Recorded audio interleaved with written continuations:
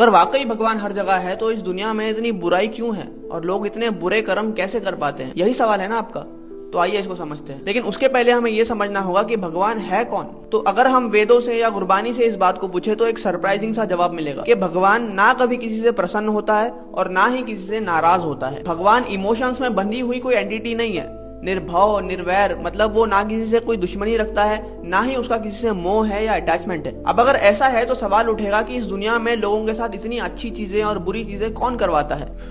तो यूं समझिए कि भगवान ने इस डेवलपमेंट में, जिसे हम संसार कहते हैं, और उसके भी छोटे से कण बराबर की हमारी दुनिया में एक कोड की प्रोग्रामिंग फिट कर दी है। मतलब एक नियम लागू कर दिया है, जिसे ऋग्वेद में कहते हैं रतः और गुरबानी इसे कहती है हुक्म। और नियम यह है कि इस दुनिया का हर जीव, चाहे वो कोई आम इंसान हो, कोई महापुरुष हो या कोई अवतार ही क्यों ना हो, जो भी इस दुनिया में जन्म लेगा उसका एक इनविजिबल अकाउंट होगा, जिसे गुरबानी के टर्म्स में कर्म लेखा कहा जाता है। जिसके तहत हर एक्शन जो आपकी सोल इस बॉडी के थ्रू करती है वो दो पार्ट्स में डिवाइड होता है, सुकृत या कुकृत, यानी कि अच्छा कर्म या बुरा कर्म। क्योंकि भगवान ने हर इंसान को अपने कर्म डिसाइड करने की पूरी छूट दे रखी है, इसीलिए हम इस भूमि को कर्म भूमि कहते हैं। और यही कर्मों का ट्रांजैक्शन है जो हर समय हर कोई हर जगह पे कर रहा है, बिना ये जाने कि हर अच्छा और बुरा फैसला जो आप कर रहे हो वो घूम के किसी ना किसी दिन आप पे ही आएगा। इसी को गुरबानी कहती है मंदा चंगा आपना आपे ही कीता पावना। लेकिन जैसे हमने पहले बात करी थी, ये कर्मों का अकाउंट आपकी बॉडी से अटैच नहीं है, आपकी सोल से अटैच है। तो इसलिए उसे संचित कर्म कहते हैं, यानी कि बैलेंस कर्म। और उसके अकॉर्डिंग जो लाइफ आप जीते हो, जो अच्छा या बुरा आपके साथ हो रहा है, वो है आपका प्रारब्ध कर्म। और जब तक आप अच्छे या बुरे कर्म करते रहोगे ये ट्रांजैक्शन चलता रहेगा। इसीलिए अध्यात्म का सारा ज्ञान आपको सिर्फ ये समझाने के लिए है कि वो प्रभु जिसने ये खेल बनाई है, जिसे हम अलग अलग नामों से पुकारते हैं,